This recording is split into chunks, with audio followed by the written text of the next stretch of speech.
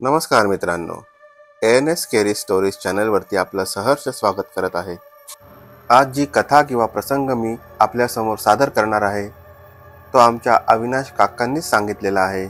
मागील कथेमध्ये मी तुम्हाला त्यांची ओळख करून दिली होती आणि त्यांच्यासोबत घडलेला प्रसंगही तुम्हाला सांगितला होता। अविनाश काका साधारण 2 ते 3 वर्ष त्या गावात मुक्कामाला होते आणि त्याच दरम्यान त्यांनी गावात घडलेली ती विचित्र घटना अनुभवली होती। त्या गावात दामोदर पाटलांचा टोलेजंग वाडा होता। पाटलांना काहीच कमी नव्हती। जमीन जुमला, संपत्ती खूप होती आणि पाटलांचा गावात रुबाबही खूप होता। पण सर्व जरी असले तरी पाटील काकांना एक दुःख होतेच। पाटलांना असलेला एकुलता एक मुलगा संजा, गावच्या वाईट मुलांच्या संगतीत संजा पार बिघडला होता। दारू जुगाराचा त्याला नाद लागला होता। पाटलांनी त्याला सुधारवण्याचा खूप प्रयत्न केला पण तो काही सुधारला नाही। एके दिवशी ते शेजारच्या गावात लावणी पाहण्यासाठी गेले होते। कार्यक्रम संपण्यास खूप उशीर झाला। रात्री 2-2:30च्या दरम्यान ते गावाकडे परतत होते। त्यांच्या गावाच्या वेशीवरती एक स्मशान होते। येताना त्यांनी स्मशानात पाहिले तर काही साधू त्यांना स्मशानात पूजाविधी करताना दिसले। संजयाबरोबर त्याचे 2 मित्र होते। ते तिघही कुतूहलाने हे साधू आता या वक्ताला स्मशानात काय करत आहेत हे पाहण्यासाठी त्यांच्याकडे गेले। तिकडे गेल्यावर त्यांना जाणवले हे कोणी साधू नाहीत, हे तर अघोरी विद्येचे उपासक असलेले मांत्रिक आहेत। साधारण 4-5 मांत्रिक होते ते। एका नुकत्याच विजलेल्या चितेभोवती बसून ते काहीतरी मंत्र पुटपुटत होते। थोड्या वेळ त्यांच्या बाजूला बसून त्यांची ही साधना संजय व त्याचे मित्र कुतूहलाने पाहत होते। त्या साधूंमध्ये एक मुख्य साधू होता। त्याने यांना पाहिले। तो रागातच म्हणाला, इथून निघून जा, इथे थांबू नका। संजय फारच धीट होता। तो म्हणाला, आमच्या गावाच्या स्मशानात तुम्ही काय करत आहात? तुम्हीच इथून निघून जा। तसा तो साधू शांतपणे म्हणाला, जर तुम्हाला चालत नसेल तर उद्या सकाळीच आम्ही हे गाव सोडून निघून जाऊ। अचानक संजय त्या साधूंना म्हणू लागला, मी जर तुम्हाला इथे राहण्याची परवानगी दिली तर तुम्ही माझा काय फायदा करून देऊ शकता? तसा तो मांत्रिक हसला आणि म्हणाला, फायदा? अरे आम्ही तर साधे फकीर, आमचा तुला काय फायदा होणार? तसा संजय हसतच म्हणाला, अरे तुम्ही मला काहीतरी विद्या शिकवा ज्यामुळे माझा खूप काही फायदा झाला पाहिजे। इतकी पूजा विधी तुम्ही करता, तुम्हाला असा काहीतरी मंत्र येतच असेल ना? आता तो मांत्रिक क्षणभर थांबला आणि काहीतरी विचार करून गंभीरपणे तो म्हणाला, आम्ही इथे 1 आठवडा थांबण्याचा विचार करत आहोत। आम्हाला एक महत्त्वाचा विधी इथे पार पाडायचा आहे। जर तू आम्हाला लागणाऱ्या पूजा सामग्रीची आणि आमच्या जेवण्या खाण्याची व्यवस्था करशील तर मी नक्कीच तुझ्या प्रस्तावाचा विचार करेन। तुला मी एक असा मंत्र शिकवेन त्याचा तुला फायदा होईल। संजय लगेच तयार झाला। तो म्हणाला, उद्यापासून मी तुम्हाला लागणारी सर्व व्यवस्था करेन।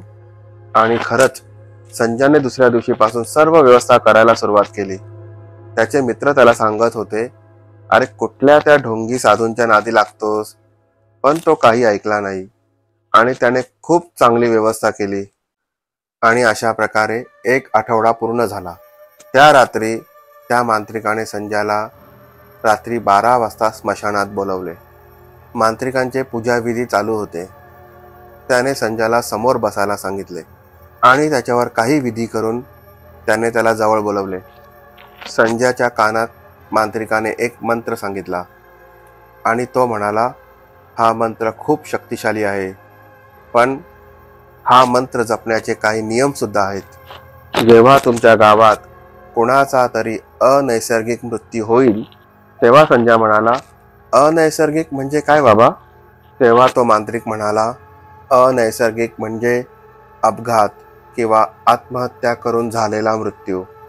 जेव्हा तुमच्या गावात असा कोणताही मृत्यू होईल तेव्हा रात्री 12 वाजता त्या व्यक्तीच्या चितेजवळ बसून तुला हा मंत्र जाप करायचा आहे. या मंत्रामुळे त्या व्यक्तीचा आत्मा तुला वश होईल आणि तू त्याच्याकडून तुला हवे ते काम करवून घेऊ शकशील. पण एक लक्षात ठेव, तो आत्मा तुला सतत बोलेल, मी येऊ का, मी येऊ का. पण त्या प्रश्नाला तू प्रतिसाद देऊ नकोस. असे म्हणून त्या मांत्रिकाने समोर असलेल्या मानवी कवटीतून संजयला काहीतरी पियायला दिले. ते द्रव्य पिल्यावर संजयला तिथेच चक्कर आली. तो तिथेच झोपला. सकाळी उठून पाहिले तर सर्व मांत्रिक निघून गेले होते. त्याने घडलेली ही घटना आपल्या मित्रांना सांगितली. त्याचे मित्र त्याच्यावरती जोरजोरात हसायला लागले. ते त्याची मस्करी करत त्याला म्हणाले, अरे काय संजय, तू कोणाच्या पण नादी लागतोस. चांगला फसवला तुला. चांगली जेवणाची वगैरे व्यवस्था त्यांनी करून घेतली तुझ्याकडून आणि तुला काय दिला, एक मंत्र. अरे जर त्यांना इतके मंत्र येत असतील तर ते कशाला असे रस्त्यावरस्ती भटकले असते. तू पण ना कोणावरही विश्वास ठेवतोस. पण संजय काही बोलला नाही. मनोमन त्याने तो मंत्र वापरण्याचे निश्चित केले होते. साधारण 3 महिन्यानंतर त्यांच्या गावामध्ये एका स्त्रीने आत्महत्या केली. घरात असलेला सासूचा त्रास, दारू पिणारा नवरा यामुळे कंटाळून तिने स्वतःला जाळून घेऊन आत्महत्या केली होती. रात्री जेव्हा तिच्या चितेला अग्नी देऊन लोक परत आले तेव्हा संजय पुन्हा स्मशानात गेला. रात्रीचे 12 वाजले होते. चिता अजूनही जळत होती. संजय त्या चितेसमोर उभा राहिला. त्याने मांत्रिकाने सांगितलेला विधी आठवला. मांत्रिकाने सांगितलेला मंत्र पुटपुटत त्याने त्या चितेभोवती 17 फेऱ्या मारल्या आणि तो घरी निघून आला. त्याला वाटले आज रात्री काहीतरी होईल, पण काहीच झाले नाही. असे 2-3 दिवस गेले, पण काहीच झाले नाही. म्हणता म्हणता 1 आठवडा झाला, पण काहीच झाले नाही. आता संजयला सुद्धा वाटायला लागले की त्या ढोंगी मांत्रिकाने आपल्याला फसवले असेल. असाच काही काळ गेला. साधारण 15-20 दिवसांनी अमावस्या होती. आपला नेहमीच्या दिनक्रमाप्रमाणे रात्री दारू पिऊन घरी चालला होता. आज तो एकटाच होता. चालताना त्याला जाणवले की कोणीतरी त्याच्या मागे चालत आहे. पैंजणांचा आवाज येत आहे. त्याने मागे वळून पाहिले, पण मागे कोणीच नव्हते.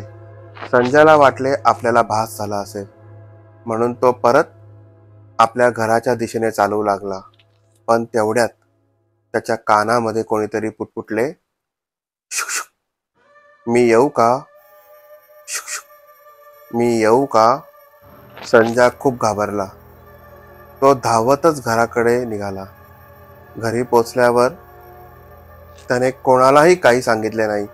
सरळ तो आपल्या बेडरूम मध्ये गेला. तिकडे तो झोपण्याचा प्रयत्न करू लागला, पण तो आवाज त्याला झोपू देईना. सारखं त्याच्या कानामध्ये कोणीतरी पुटपुटत होतं, मी येऊ का, मी येऊ का. ती रात्र त्याने कशी बशी काढली.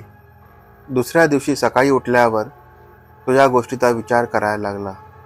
तेव्हा त्याला काही दिवसापूर्वी मांत्रिकांनी सांगितलेल्या त्या मंत्राबद्दल आठवले. अरे तो मंत्र म्हणजे खरा निघाला. सफल झाला आपला मंत्र. आता या मंत्राचा फायदा करून घ्यायचा असेल तर आपण जरा धीट बनायला पाहिजे, असं स्वतःला समजावून आता तो पुढल्या अमावस्येची वाट पाहायला लागला.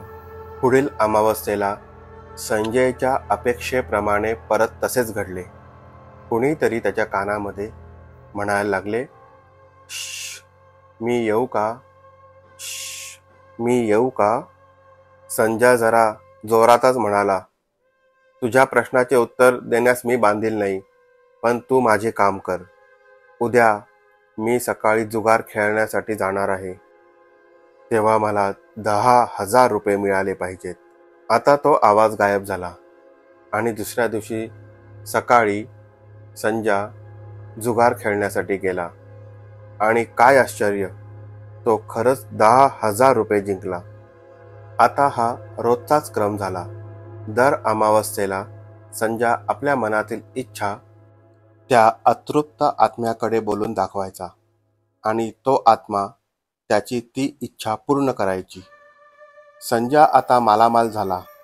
त्याकडे खूप पैसा येऊ लागला, पण त्याचबरोबर त्याचे व्यसनसुद्धा वाढत होते. अशाच एका अमावस्येला संजा खूप नशेत होता आणि त्याला तो आवाज आला, "श्श्श, मी येऊ का?"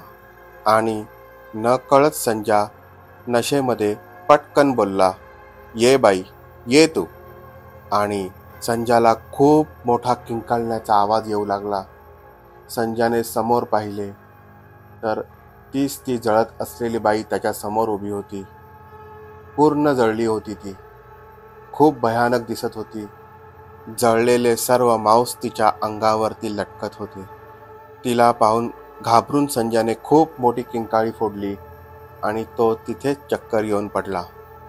दुसऱ्या दिवशीपासून संजा खूप विचित्र वागू लागला. शरीरावर एकही कपडा न घालता तो गावात फिरू लागला. काहीही घाण तो खाऊ लागला. घरी असल्यावर त्याला नुसते मांस मच्छी खायला आवडायचे. तो रात्रभर जागा असायचा. रात्रभर घाबरून किंचाळत असायचा. त्याची खूप वाईट अवस्था झाली होती. पाटलांनी त्याच्यावर खूप उपचार केले. तेव्हाच अविनाश काकाशी त्याचा संपर्क आला होता. अविनाश काका त्याच वेळेला गावातल्या रुग्णालयात रुजू होते. त्यांनी स्वतः संजयची ती झालेली अवस्था पाहिलेली होती. वैद्यकीय उपचारातून काही फरक पडत नाही म्हणून पाटलांनी एका मांत्रिकाला संजयला दाखवले. मांत्रिकाने संजयच्या डोक्यावरती हात ठेवून डोळे बंद केले. काही क्षण शांत बसल्यावर त्याला संजयच्या बाबतीत घडलेली सर्व घटना जाणवली. त्याने सर्व ती घटना पाटलांना सांगितली. ही काळी विद्या कधीही आपल्या फायद्याकरता वापरायची नसते, पण संजयने ती चूक केलेली आहे. आता याचे खूप वाईट परिणाम त्याला भोगावे लागतील. संजय तो मंत्र उच्चारत होता, पण त्या मंत्राचा अर्थ त्याला काही माहीत नव्हता. त्या मंत्राचा अर्थ असा आहे की संजय त्या वाईट शक्तीला आपल्या शरीरात वास्तव्य करण्यासाठी आमंत्रण देत होता. तेव्हाच ती वाईट शक्ती त्याच्याजवळ सारखी सारखी येऊन "मी येऊ का, मी येऊ का" असे म्हणत होती. याचा अर्थ "मी तुझ्या शरीरात येऊ का" असे स्वतःच्या शरीराचे आमिष त्या आत्म्याला दाखवणारा हा मंत्र आहे. आता संजयने त्या शक्तीला आपल्या शरीरात आमंत्रण दिलेले आहे. तिच्या प्रश्नाला पण त्याने उत्तर देऊन तिला आपल्या शरीरात बोलवलेले आहे. आता ती शक्ती ह्याचं शरीर सोडून जाणार नाही. याचे खूप गंभीर परिणाम संजयला भोगावे लागतील. आणि हो, ही शक्ती आता याला घेऊनच जाईल. पाटलांनी तरीही हार न मानता संजयवरती खूप इलाज केले. संजयची अवस्था खूप बिकट झाली होती. अशातच साधारण 1 महिन्यानंतर संजयने स्वतःला जाळून घेऊन आत्महत्या केली. म्हणून मित्रांनो, अघोरी शक्तीच्या मागे कधीही लागू नका. लोक याचा शॉर्टकट म्हणून वापर करतात, पण याचे परिणाम खूप गंभीर असतात. अविनाश काकांनी अनुभवलेला हा प्रसंग तुम्हाला कसा वाटला हे तुम्ही नक्की कमेंट करून सांगा. आणि जर चॅनेलवर नवीन असाल तर चॅनेलला सबस्क्राईब करा. धन्यवाद.